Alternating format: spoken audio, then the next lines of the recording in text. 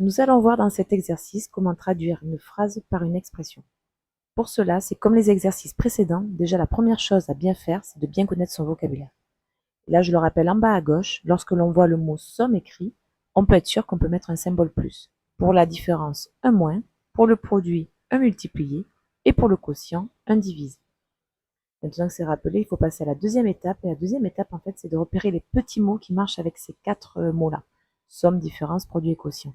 Par exemple, pour le premier, on a la différence de quelque chose et quelque chose. C'est ça, les deux petits mots importants.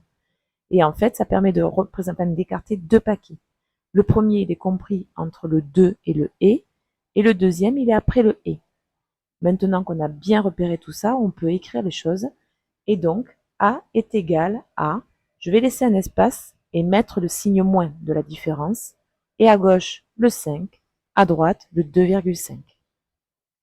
Pour le deuxième, je vois qu'il y a écrit le quotient.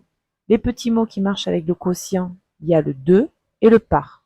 Ce qui me fait donc bien apparaître les deux paquets, le premier entre 2 et par, et le deuxième après le par. Et je peux donc écrire B égale 1 divisé en plein milieu. À gauche, le premier paquet qui est 3, et à droite, j'ai la somme de quelque chose et quelque chose. Donc, pareil, je vais mettre un plus en plein milieu, à gauche le 5 et à droite le 2. Maintenant que j'ai écrit, je peux simplifier l'écriture. Par exemple, le 3, il n'a pas besoin d'être écrit entre parenthèses. Et je peux aussi écrire B sous forme de quotient. B égale 3 sur 5 plus 2. Pour le dernier, je repère pareil, donc j'ai somme qui marche avec les deux petits mots du et. Donc j'ai un paquet entre le du et le et un deuxième paquet après le et. Le premier paquet, c'est un produit, le deuxième, une somme.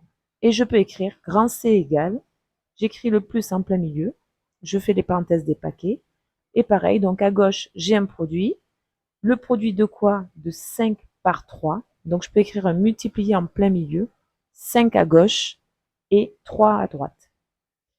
Et pour le deuxième paquet, j'ai une somme de quelque chose et quelque chose.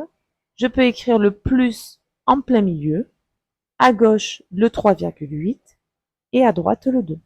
Maintenant que c'est fait, j'écris plus simplement les choses en enlevant les parenthèses inutiles. Donc le 5 fois 3, en fait, il n'y a pas besoin de parenthèses puisque la multiplication est prioritaire.